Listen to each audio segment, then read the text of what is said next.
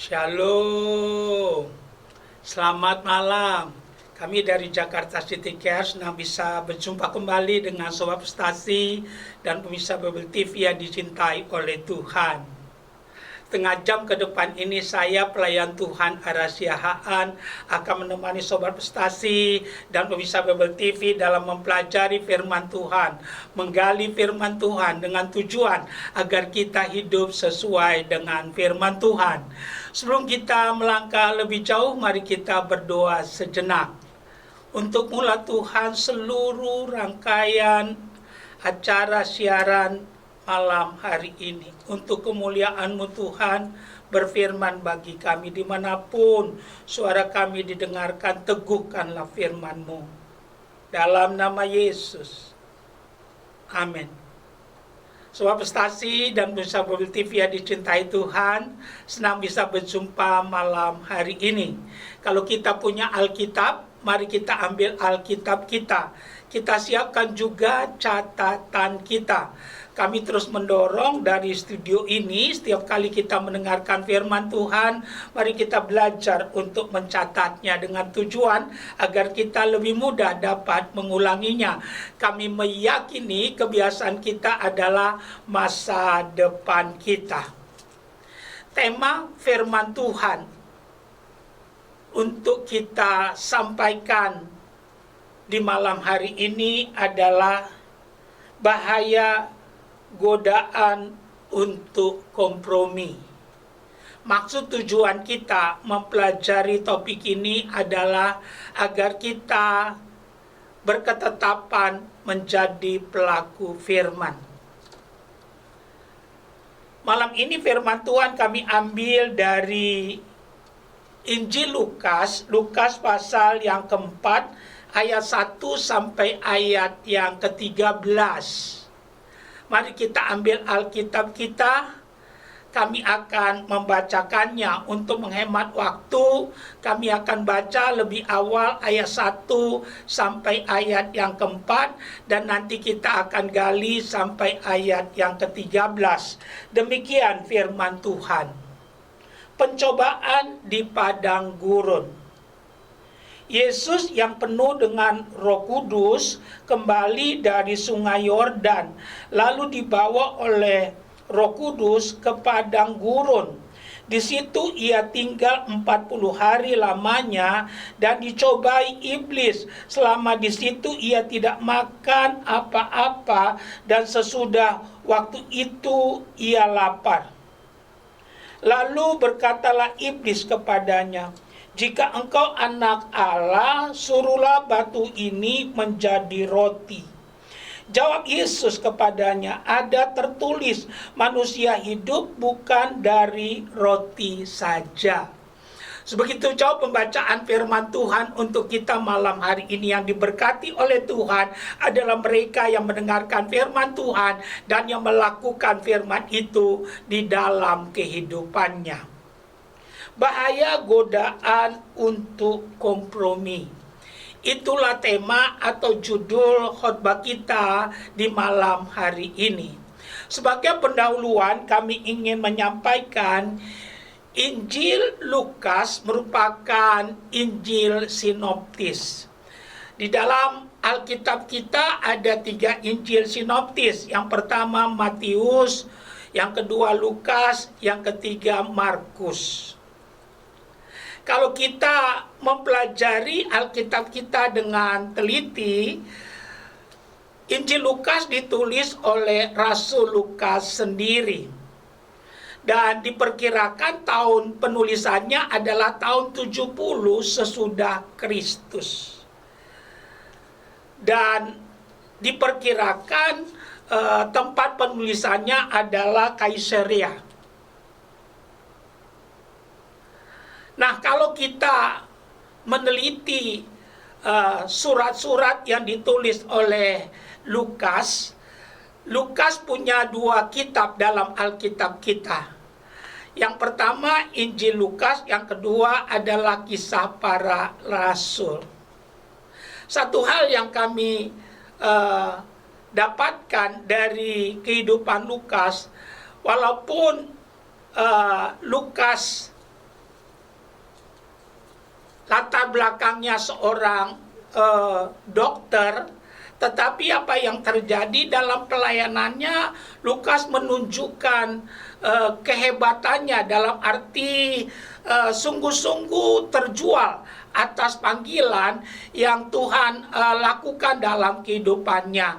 Dan itu bisa kita lihat dalam surat-surat Paulus, nama Lukas selalu disebut. Kenapa? Karena moto daripada Lukas sesudah dia jadi pelayan Tuhan, yang penting orang bisa mendengarkan nama Yesus. Karena itu Lukas penuh hati mendukung pelayanan daripada Paulus, sehingga Paulus bisa maksimal dalam membawa jiwa untuk Tuhan. Nah, malam hari ini ada 3 hal yang kami mau bagikan dari Injil Lukas pasal 4 ayat 1 sampai ayat 13 tentang bahaya godaan untuk kompromi. Dalam 2 Timotius pasal yang ketiga ayat yang ke-16 dikatakan, segala tulisan yang diilhamkan Allah bermanfaat untuk mengajar, menyatakan kesalahan, memperbaiki kelakuan, dan menuntun orang kepada kebenaran.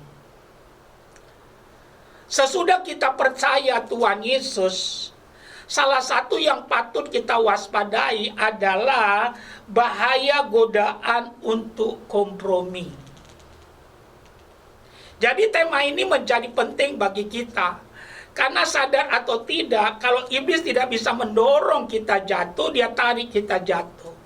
Yang patut kita waspadai adalah penggembosan daripada iman banyak anak-anak Tuhan dengan cara menawarkan kompromi-kompromi yang disodorkan oleh iblis. Karena itu kami mau mendorong setiap kita, mari kita lebih kuat dalam firman, sehingga segala sesuatu yang terjadi dalam hidup kita yang ditawarkan oleh dunia ini dengan segala agen-agennya, kita boleh kembalikan kepada firman, karena kita percaya firman Tuhan adalah perkataan Tuhan sendiri. Kalau kita memperhatikan Lukas pasal yang keempat ayat 1 sampai ayat yang keempat, Yesus mengalami pencobaan. Kalau kita menelitinya, pencobaan yang ditawarkan oleh iblis kepada Tuhan adalah godaan untuk hidup enak. Godaan untuk hidup enak. Tuhan Yesus dicobai untuk menyalahgunakan kekuasaannya. Iblis tidak tahu segalanya karena iblis tidak maha tahu. Yang maha tahu cuma satu, yaitu Tuhan. Nah, waktu itu Yesus puasa 40 hari. Dan apa yang terjadi, iblis tahu itu. Tapi iblis tidak tahu apa yang di hati yang terdalam dari Tuhan Yesus.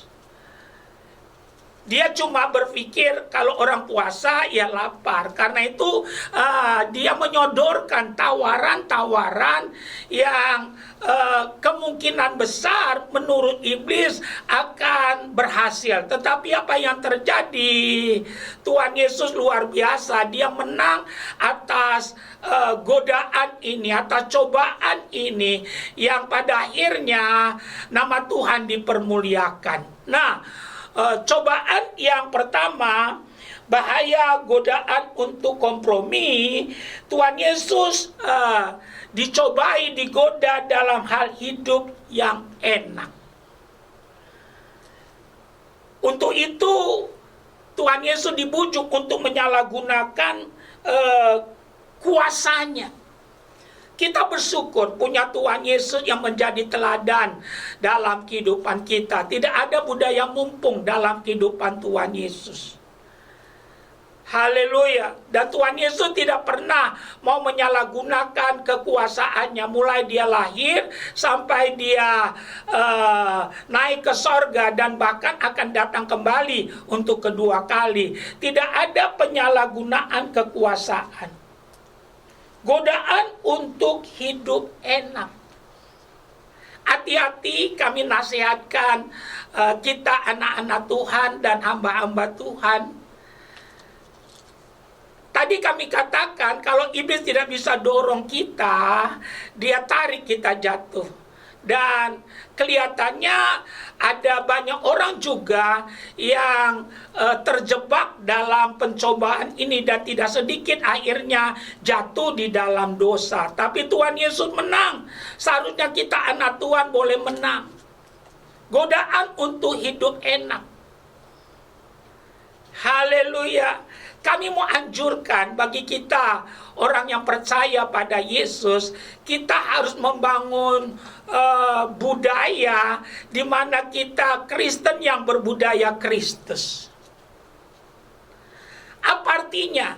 Seharusnya iman kita bisa kelihatan ya sungguh-sungguh, dan itu bisa bermanifestasi dalam etos kerja kita, dalam bentuk tindakan waktu kita melakukan pekerjaan. Kalau itu yang kita lakukan, iblis tidak akan pernah mendapatkan keuntungan sedikit pun juga. Digoda untuk hidup enak. Semua orang ingin hidup enak. Semua orang ingin hidup enak. Tapi apa yang terjadi? Tuhan tidak mau kita menghalalkan semua cara untuk mendapatkannya. Ada orang ingin kaya, lantas apa yang terjadi? Dia menyembah setan. Ada orang ingin sukses, dia menyembah setan. Kami mau katakan, tidak dilarang kaya, tidak dilarang sukses, tapi tempuhlah cara yang benar. Jangan ikuti perkataan iblis, jangan menyalahgunakan kekuasaan. Haleluya. Hanya kita dan tahu. Ya, hanya kita yang tahu, dan Tuhan juga tahu apakah kita sungguh-sungguh mau mempertahankan iman kita dalam godaan-godaan yang ada, dalam hal pencobaan yang disodorkan oleh iblis. Kami mau katakan, kalau kita menipu diri kita, mendustai diri kita, kami mau katakan kita adalah orang yang paling malang. Kenapa? Karena bukan hanya yang langkah pertama yang penting, tapi langkah yang terakhir itu sangat penting. Kalau kita kompromi dan kita mulai mengikuti apa yang dikatakan dunia dan segala agen-agennya, akhirnya kandaslah iman kita. Dan Alkitab katakan bukan hanya langkah pertama yang penting, tapi langkah yang terakhir sangat-sangat penting. Karena yang setia sampai akhir, dialah yang mendapatkan mahkota. Jadi bahaya godaan untuk kompromi. Yang pertama ayat 1 sampai ayat yang keempat ditekankan godaan untuk hidup enak. Hati-hati akan hal ini. Haleluya, lebih bagus kita menderita karena Kristus daripada hidup enak tapi masuk ke dalam api neraka. Dan kami mau katakan, kalau kebenaran ini ada dalam hidup kita, kami percaya kita akan jadi orang Kristen yang hidup dalam berkemenangan. Kami ingin kita lihat Alkitab kita pada ayat yang keempat. Jawab Yesus kepadanya, ada tertulis, manusia hidup bukan hanya dari roti saja. Ada tertulis. Di ayat yang lain Tuhan Yesus berkata, kamu sesat karena kamu tidak mengerti kitab suci dan kuasa Allah. Ada tertulis. Jadi dengan kata lain, kalau kita sudah percaya Tuhan Yesus, kita mesti kuat dalam firman, supaya iblis tidak bisa menipu kita. Karena itu kami mendorong kita, kalau kita udah percaya Yesus, milikilah Alkitab dan bacalah setiap hari. Kalau itu yang kita lakukan, iman kita akan terurus dengan baik. Kita mengerti kehendak Allah bagi kita, bahkan pengenalan kita pada Yesus semakin dalam. Itu yang membuat saudara dan saya akan menang atas godaan ya, yang dilakukan oleh iblis. Kita akan menang terhadap segala cobaan yang disodorkan oleh iblis. Tapi sebaliknya, kita akan mudah terjerat kalau kita tidak kuat dalam firman. Alkitab katakan, domba-dombaku mendengarkan suaraku. Haleluya. Domba-dombaku mendengarkan suaraku. Oleh karena itu kami mau ajak kita, kalau kita ingin menang atas godaan kompromi yang hari-hari ini dipanahkan oleh iblis untuk menghancurkan banyak iman anak-anak Tuhan, kami mau katakan, praktekkanlah kebenaran ini. Mari kita perkaya diri kita dengan firman Tuhan. Mari kita lebih dalam menggali firman Tuhan dan beri waktu kita untuk mempelajarinya. Kalau itu yang kita lakukan, kami percaya Yesus Kristus tetap sama dahulu, sekarang, sampai selama-lamanya. Apa artinya? Dia tidak mungkin ingkar janji kepada kita. Jadi kami tegaskan buat kita, bahaya godaan untuk kompromi. Yang pertama adalah godaan hidup enak. Waspada dikala dunia dengan segala agen-agennya menawarkan hidup enak kepada kita. Kami mau katakan, lebih bagus kita memilih untuk menderita bersama-sama dengan Kristus daripada hidup enak, membuat iman kita mati, membuat iman kita hancur, yang membuat kita kandas dalam perjalanan iman kita. Yang kedua, kami ingin kita lihat Alkitab kita, ayat yang kelima sampai ayat yang ke-8. Demikian firman Tuhan. Kemudian ia membawa Yesus ke suatu tempat yang tinggi, dan dalam sekejap mata ia memperlihatkan kepadanya semua kerajaan dunia. Kata iblis kepadanya, segala kuasa itu serta kemuliaannya akan kuberikan kepadamu, sebab semuanya itu telah diserahkan kepadaku, dan aku memberikannya kepada siapa saja yang kukehendaki. Ayat 7, jadi jikalau engkau menyembah aku, seluruh itu akan menjadi milikmu. Ayat 8, tetapi Yesus berkata kepadanya, ada tertulis, engkau harus menyembah Tuhan Allahmu, dan hanya kepada Dia sajalah engkau berbakti. Bahaya godaan untuk kompromi. Itulah tema atau judul khotbah kita untuk malam hari ini. Yang pertama, bahaya godaan untuk kompromi adalah godaan untuk hidup enak. Yang kedua, kalau kita perhatikan ayat 5 sampai ayat 8, adalah godaan untuk populer. Godaan untuk populer. Hati-hati, kami mau katakan, kalau tujuan kita jadi orang Kristen, kalau tujuan kita melayani, kalau tujuan kita jadi hamba Tuhan untuk populer, cepatlah tobat. Haleluya. Kami mau katakan, hati-hati. Baca baik-baik apa yang kami katakan saat ini. Kami mau katakan, bacalah kisah pembangunan Menara Babel. Bacalah kisah pembangunan Menara Babel. Tahukah kita, kalau kita menelitinya dengan rendah hati, mereka cari nama. Cari nama, salah satunya cari nama. Ingin menyaingi Tuhan, sombong. Dan Alkitab katakan Tuhan menentang orang yang congkak, tapi bergaul karib dengan orang yang rendah hati. Coba kita perhatikan ayat 8, dikatakan, tetapi Yesus berkata kepadanya, ada tertulis, engkau harus menyembah Tuhan Allahmu, dan hanya kepada Dia sajalah engkau berbakti. Luar biasa. Haleluya.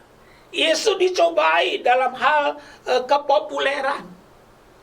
Haleluya, dikatakan dengan jelas, jikalau engkau menyembah aku, seluruh itu akan menjadi milikmu.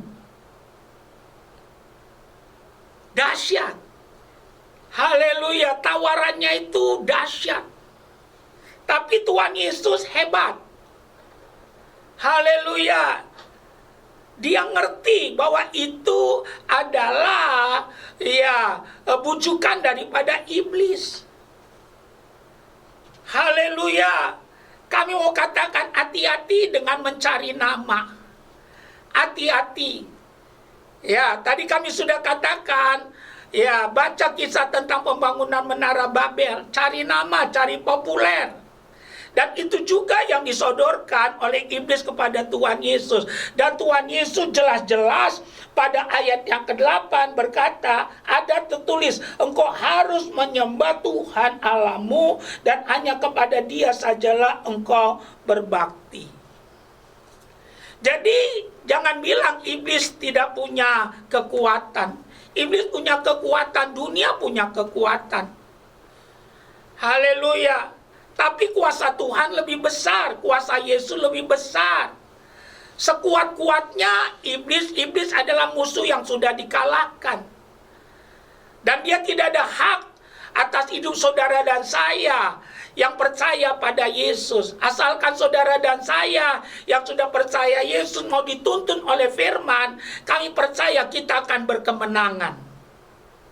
Haleluya. Yang menjadi masalah seringkali karena kita ingin populer, apa yang terjadi? Kita mengorbankan banyak hal. Itu yang menjadi penyebabnya. Antara lain yang kita korbankan adalah waktu kita beribadah, waktu kita mempelajari firman, waktu kita untuk doa, waktu jarak kita kepada Tuhan semakin jauh. Disitulah keduniawian masuk begitu cepat.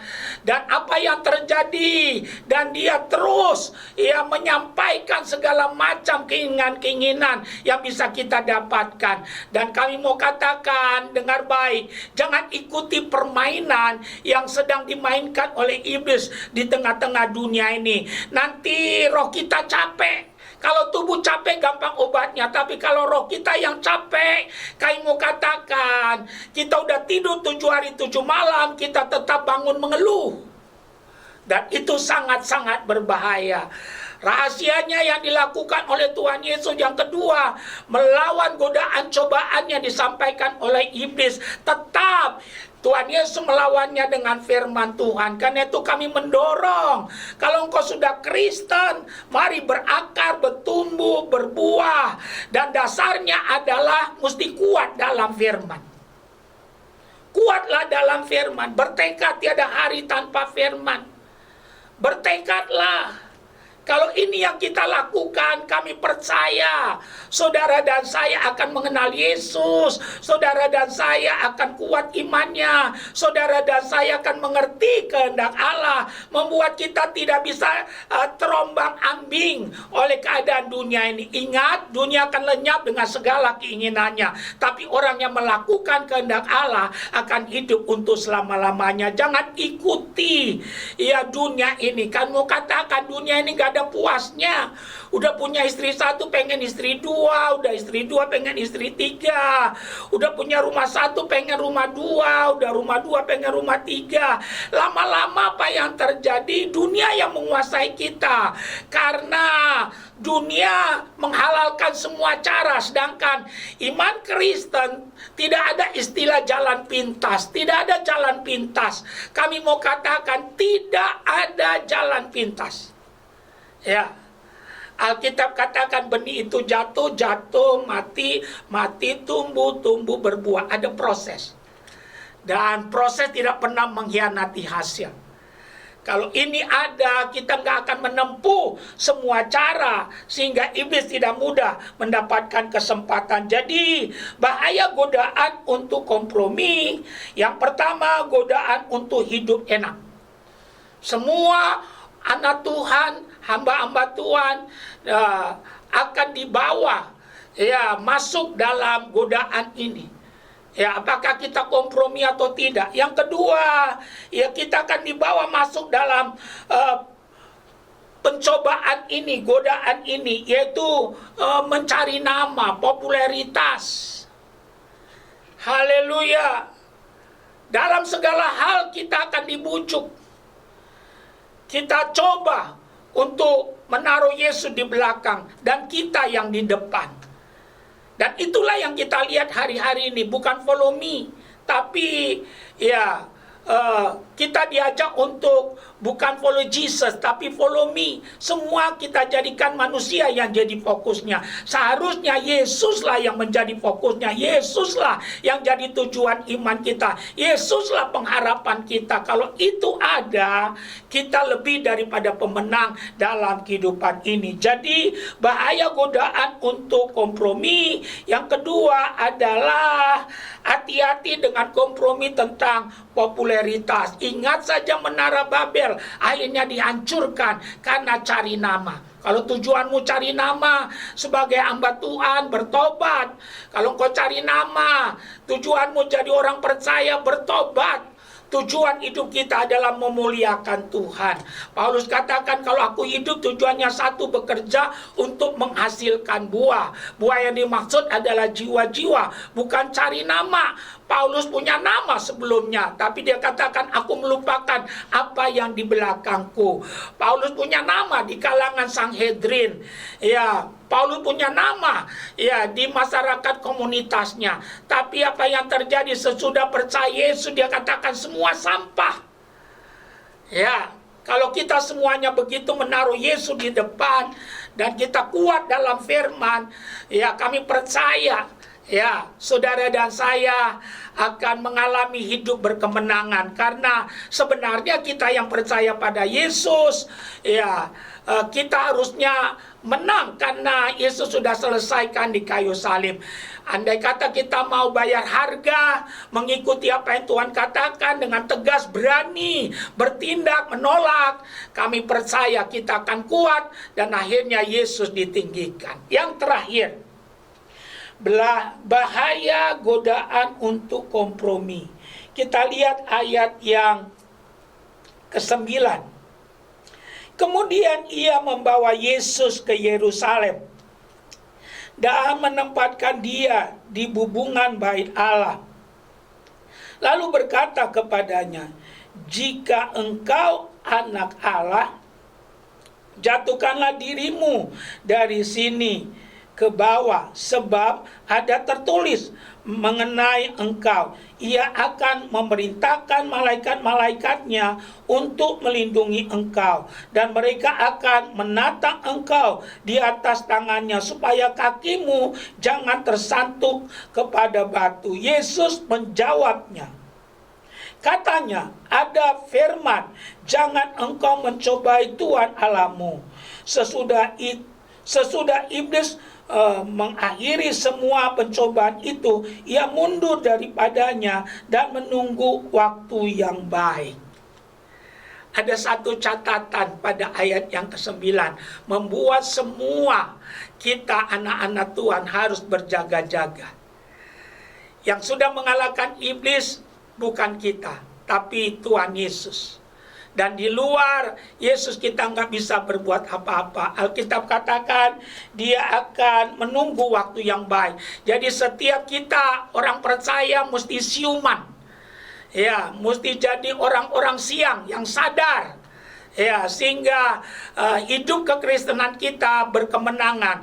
Kita bersyukur berita hari esok sudah diberitakan kepada kita hari ini. Ini seharusnya saudara dan saya tidak mempersalahkan siapapun, tapi tunduklah pada Tuhan, lakukan firman-Nya, kita akan kuat, kita akan menang.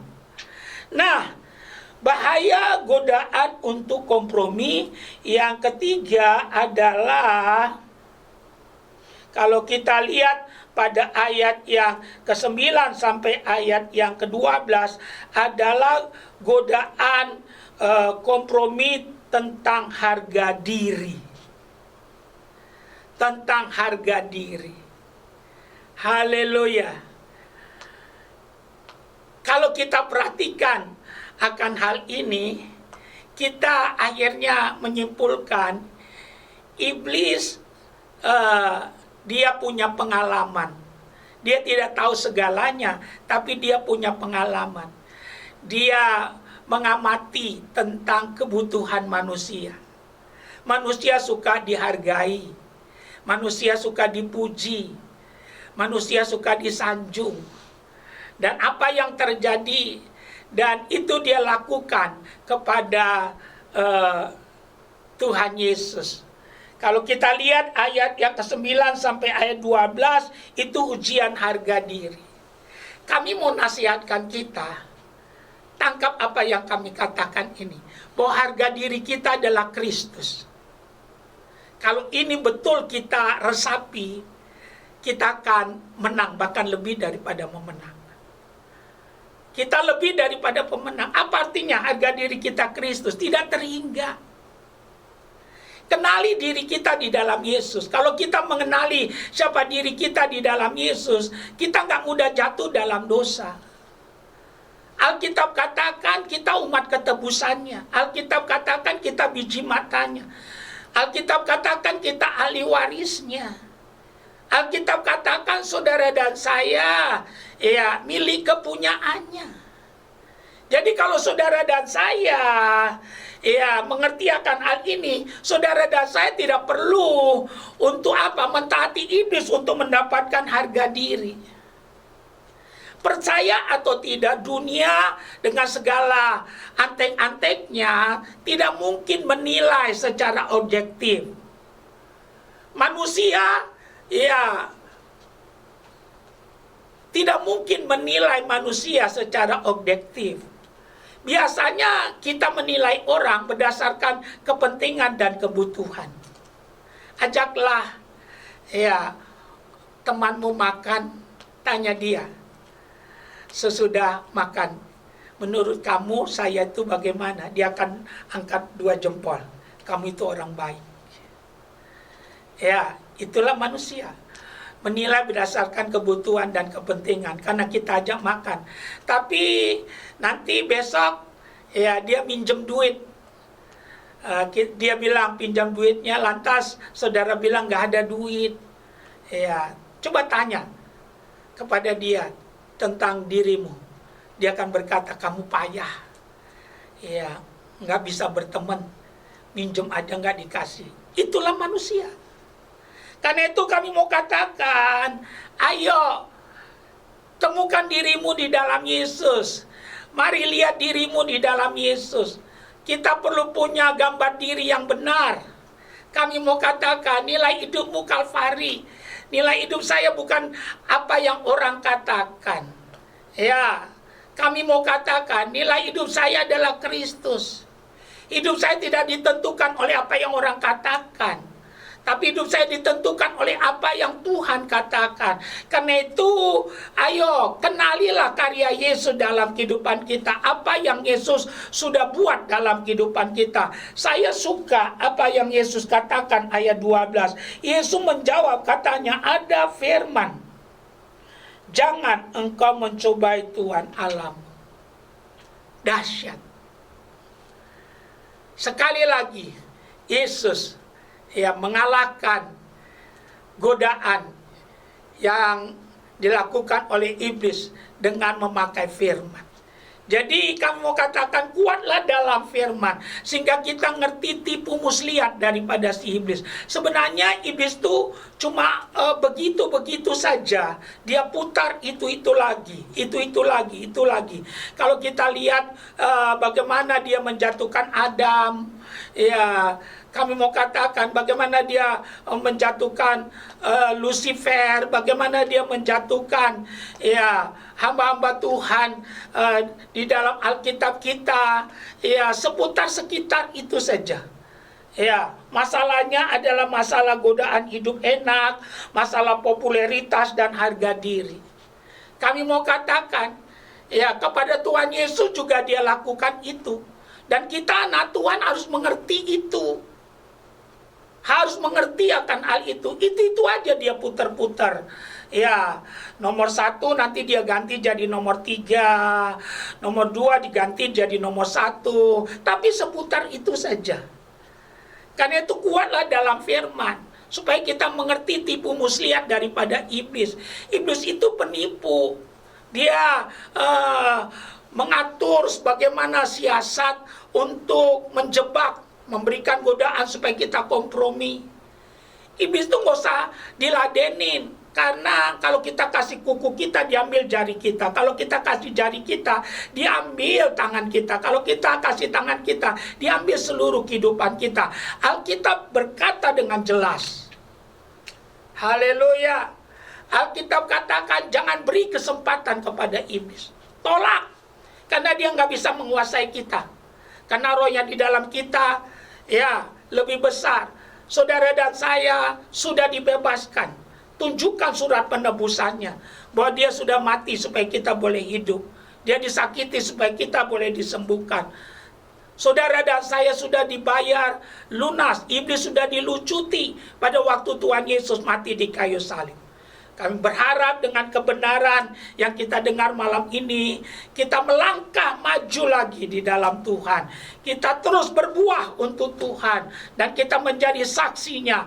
Dalam segala keadaan terang kita bercahaya. Dan ingatlah, salah satu cara yang paling alkitabiah mengusir kegelapan, biarlah terang kita terus bercahaya. Kami simpulkan firman Tuhan buat kita malam hari ini. Bahaya godaan untuk kompromi. Berapapun harganya, kami mau katakan, bayarlah. Belilah kebenarannya, jangan menjualnya. Jangan mau kompromi lagi. Haleluya. Ada 3 hal yang kami mau ulangi. Bahaya godaan untuk kompromi. Iblis seringkali memakai godaan untuk hidup enak. Iblis seringkali memakai godaan untuk hidup populer, yaitu masalah popularitas. Dan yang terakhir, iblis seringkali memakai, ya, menjatuhkan banyak orang dengan harga diri. Kami berdoa biar melalui kebenaran malam ini kita dibangunkan, dibangkitkan, dan kita waspada dan terus maju bersama Yesus, dan kita belajar firman sehingga kita ngerti tipu muslihat daripada si iblis. Tuhan Yesus memberkati. Haleluya. Amin. Kita sudah dengar firman Tuhan, dan kami percaya kita semua diberkati oleh Tuhan. Kita masih punya waktu sedikit. Kita menggunakan waktu yang ada untuk berdoa. Ada 3 tahap doa yang kami mau lakukan. Yang pertama, kalau kita belum pernah terima Yesus, terimalah malam ini Tuhan Yesus sebagai Tuhan dan Juru Selamat kita. Yang kedua, kalau kita sakit, punya beban, kami mau berdoa. Dan nanti yang ketiga, kita mau berdoa syafaat. Kita masuk pada bagian doa pertama. Letakkan tanganmu pada bagian dadamu. Ikuti doa kami. Tuhan Yesus, saya datang malam ini, saya terima firman Tuhan, firman iman, firman kebenaran, firman yang memerdekakan. Saya mengaku saya orang berdosa, saya sadar dosa saya membawa saya kepada kebinasaan dan penghukuman. Kasihanilah saya Tuhan, malam ini saya mau bertobat dan mau meninggalkan cara hidup saya dan dosa-dosa saya. Malam ini saya serahkan diri saya. Tuhan, terimalah saya. Saya buka hati saya. Saya undang Tuhan Yesus, masuklah dalam hati saya. Saya menerima malam ini Tuhan Yesus jadi juru selamat dan Tuhan penguasa dalam kehidupan saya. Engkau satu-satunya pemilik, penguasa dalam hidup saya. Saya percaya Yesus, dia juru selamat saya. Dalam nama Yesus. Kalau kita sakit, letakkan tanganmu satu pada bagian tubuhmu yang sakit, angkat tanganmu satu ke atas. Apapun sakitmu, percayalah Yesus penyembuh. Dia berkata, oleh bilu-bilunya kita disembuhkan. Jangan lakukan kalau engkau tidak percaya. Tapi lakukanlah saat ini, malam ini, menjadi malam mujizat bagi kita. Letakkan tangan pada bagian tubuhmu yang sakit. Tuhan, kami berdoa, kau melihat tangan-tangan yang ditaruh pada bagian tubuh yang sakit dari Sobat Prestasi dan pemirsa Bible TV yang berdoa dalam nama Yesus. Penyakit lenyaplah, enyaklah, tidak boleh kembali lagi. Oleh bilu-bilu Tuhan Yesus, jadilah sembuh. Dalam nama Yesus. Kalau kita ada beban berat, percayalah. Yesus berkata, marilah kepadaku hai kamu yang letih lesu dan beban berat. Dia berjanji memberikan kelegaan kepada kita. Letakkan tanganmu di dadamu dua-dua. Tuhan, Engkau melihat Sobat Prestasi dan pemirsa Bible TV yang meletakkan tangan mereka di dada mereka. Hamba berdoa di dalam nama Yesus, jalan buntu Tuhan buka jadi pintu gerbang. Tuhan meratakan gunung menimbun lembah, membuka pintu-pintu yang tertutup. Aku berdoa Tuhan merubah padang gurun jadi taman Eden. Aku berdoa ada mata air yang baru yang dari Tuhan. Awan gelap berlalu, terang Tuhan bercahaya. Terimalah mujizat, terimalah pertolongan, terimalah kasih Tuhan. Terimalah dalam nama Yesus. Tuhan, kami berdoa syafaat untuk Indonesia. Dari Aceh sampai Papua, dari Sangir sampai Kupang. Shalom Tuhan turun atas Indonesia. Diberkati penduduknya, mata pencarian penduduknya, dan pemerintahannya. Kami berdoa buat gereja Tuhan di bangsa ini. Jadikan jadi suara, bukan jadi gema. Bangunkan gerejamu, biar ada suara kenabian yang keluar dari gereja. Biar api Injil hidup dalam setiap gereja. Kami berdoa, hamba-hamba Tuhan yang jatuh bangkitkan, yang sakit sembuhkan, yang terus berkobar-kobar melayani, tambahkan karunia dan pelihara keluarga mereka. Kami berdoa buat kota kami Jakarta, lindungi, berkati. Kami berdoa Tuhan untuk Panorama MGK, Tuhan memberkatinya.